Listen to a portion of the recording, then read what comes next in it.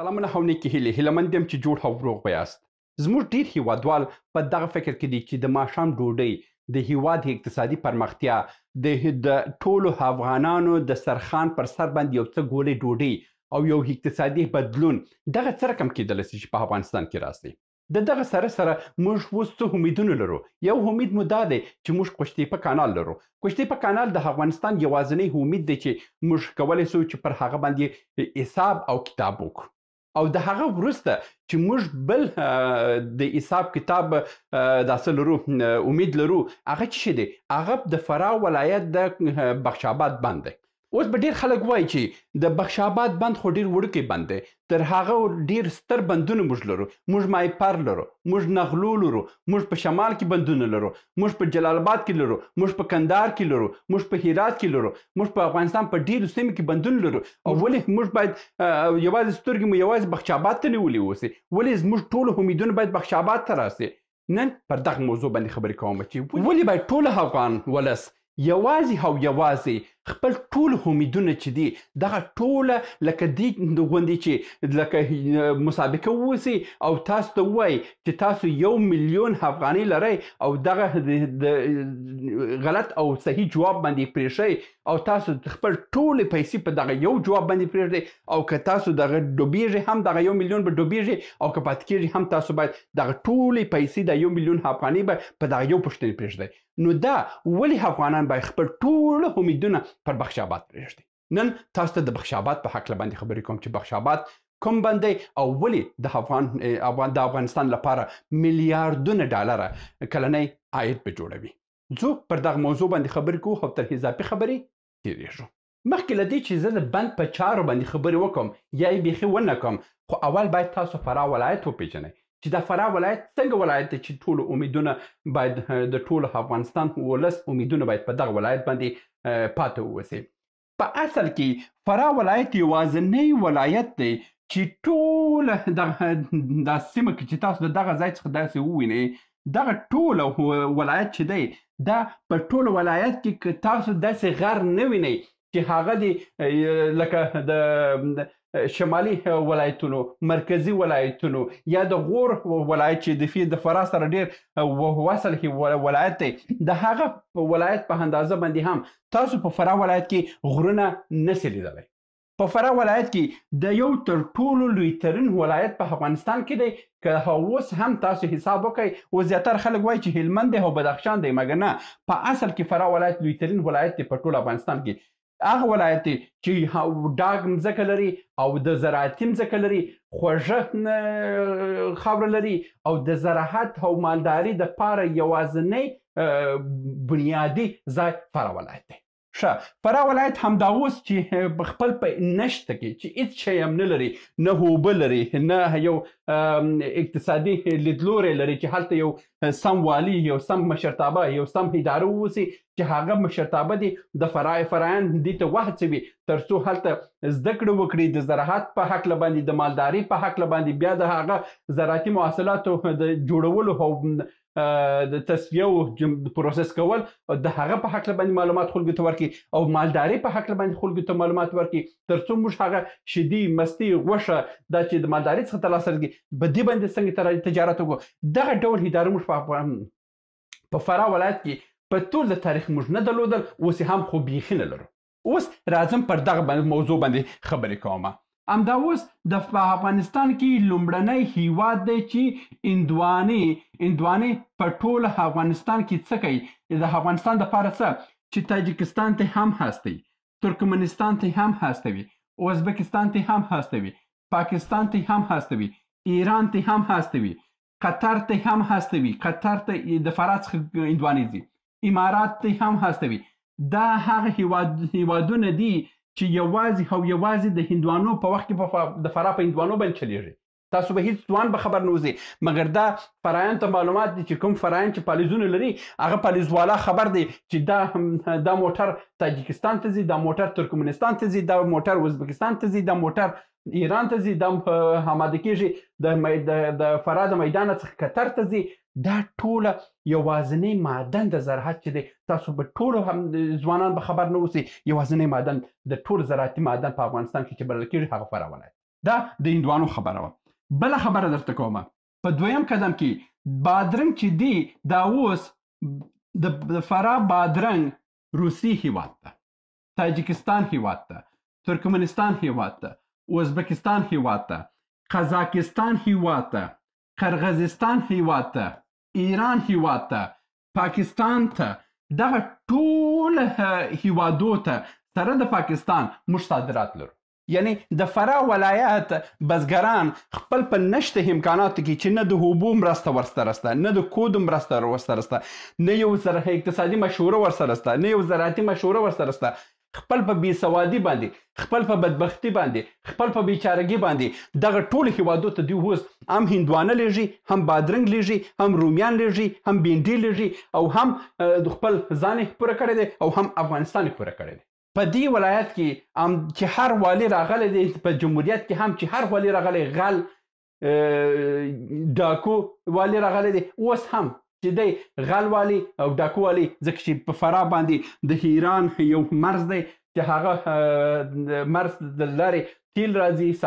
صادرات واردات شته، نو یوازینی عایداتي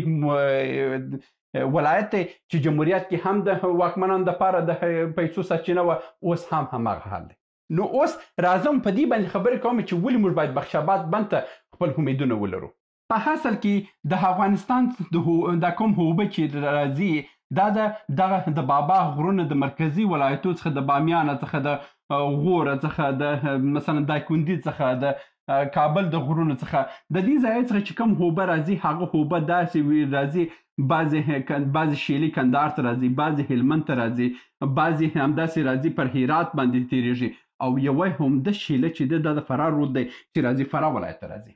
د فراه رود ته چې راله په دې سیمه کې دلته بخشاباد دی. بخشاباد د دوه غرونو یوه دروازه ده چې ډېر لنډه دروازه ده، او دا دروازه چې وتړل سوه همدا اوس حدود 80% د فراه ټوله ډاګو ته دوی اوبه رسوي. موږ دا چې کله هم دا 80% په غیر معیاري ډول باندې 80% اوبه کولی شي، او په معیاري ډول باندې موږ 100% اوبه موږ کولی شو د فراه ټولو ډاګو ته اوبه ورسوو، او هغه اوبه په هغه صورت کې موږ رسولی شو چې موږ د اوبو سرکولیشن ولرو، د اوبو ماډرنایزیشن ولرو. یعنې ماډرن ډول باندې موږ زراعتي سیستمونه که ځان ته جوړ کړو، موږ کولی شو چې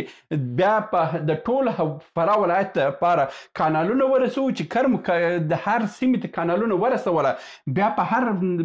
ګلخانه چې ده، بیا په هر ګلخانه کې موږ په ماډرن ډول باندې پایپي سیستم باندې جوړ کړو، او قطره قطره به څاڅکي ډول باندې که موږ داسې ګلخانې جوړ کړو، موږ کولی شو چې د افغانستان دغه صادرات د نړۍ په سطح باندې موږ ولرو. همدا اوس د فراه ولایت زراعتي سیستم چې دی ټول کلاسیک ډول باندې دی، پخوانی ډول باندې دی. نه بزګر راځي همدا مځکه لري، بس په همدې مځکه باندې بس جوکې کوي، په همدې لښتیانو باندې بس خپل نالان کوي، خلاص په غیر معیاري ډول باندې. مګر په هوش ماډرن سیستم باندې په عمودي او په افقي ډول باندې خلک زراعتي سیستمونه کوي. د مثال په ډول باندې که تاسو لیدلی اوسئ داسې لولۍ شته، دا یو لوله سر پر سر کوي، او همدغه ډول باندې په اوږدوالي او په بروالي باندې زراعتي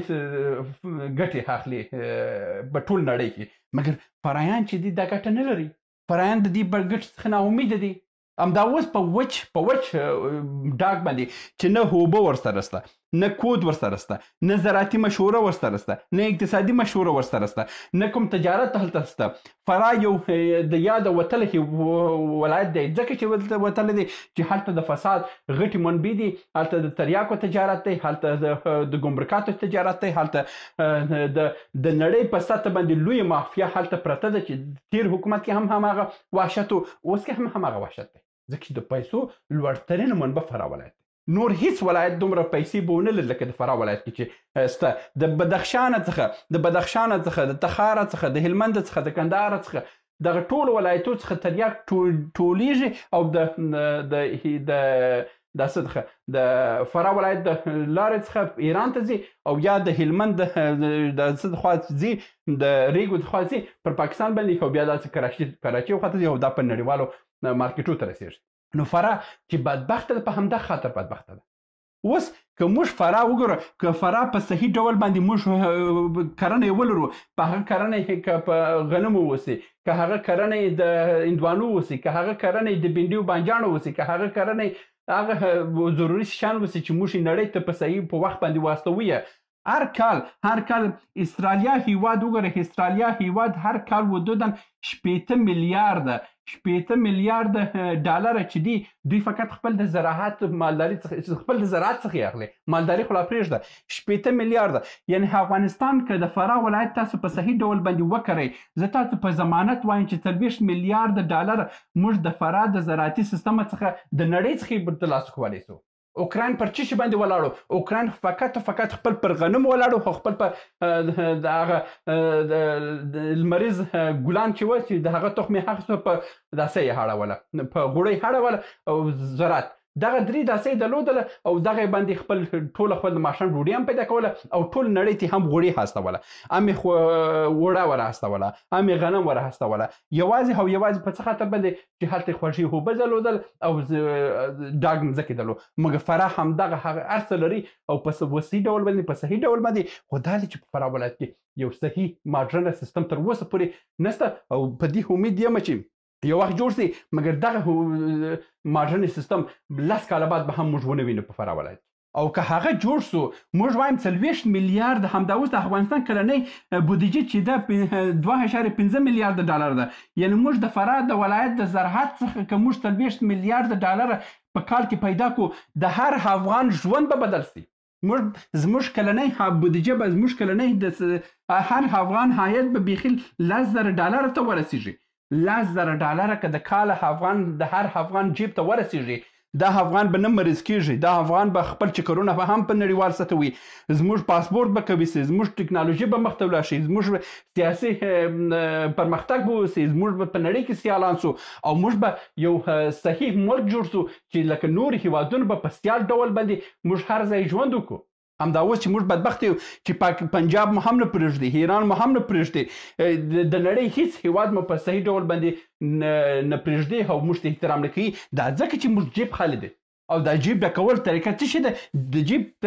ډکول طریقه یو دا ده چې تاسو خپل په زراعت باندې پانګونه وکړئ خپل په مالداري باندې پانګونه وکړئ او په دریم قدم کې خپل پر داسه باندې پانګونه وکړئ خپل په معدنیاتو باندې مګر د دې ټولو سره په لومړي قدم کې تاسو باید خپل علمي منابع پوره کړئ چې علمي منابع تاسو ونه لرئ تاسو په ژوند باندې تاسو یو صحیح هیواد نسي جوړېدلی دا د نن ورځې ویډیو چې نن مو تاسو د بخشاباد د ګټې په هکله باندې وکړه او دا چې زیاتره خلک راځي چې یاره دلته بند دی او دا داسې دی او دا داسې دی په مای څه په تای څه ته یې فقط پیسې غواړې زه یې هم پیسې غواړم دا چې بند څنګه جوړیږي او هغه د انجینرانو کار دی نن مې تاسو ته د اقتصادي ګټې وویله چې د بخشاباد بند څومره ګټې لري دلته زراعتي سیستم فعال کیږي دلته مالداري سیستم فعال کیږي دلته تجارت فعال کیږي د فراه میدان به نړیوال میدان سي ټول نړۍ ته به موږ صادرات د زراعتي صادرات ولرو موږ به مالداري صادرات ولرو که هغه شیدې وسي که هغه غوړي وسي که هغه غوښه وسي د هر څه موږ کولی سو نو دا کار یعنی غیر ممکن نه دی دا ډیر اسانه کار دی او دا موږ کولی هم سو خو دا دی چې یو مسلمان او افغان باشرفه رهبر موږ ولرو خو چې بدبختانه موږ نه لرو دا و د نن ورځې ویډیو هیله مند یو چې څه مو ترلاسه کړي اوسئ تر بیا هم په الله سپارم ښې چارې سلامونه موږ ډېر موضوعات جوړ کړي دي که سیاسي موضوعات غواړئ ووینئ نو دلته کلیک کړئ او که غواړئ اقتصادي موضوعات وګورئ نو دلته کلیک کړئ او که غواړئ چې د تل لپاره راسره واوسئ نو دلته کلیک کړئ او چینل سبسکرایب کړئ مننه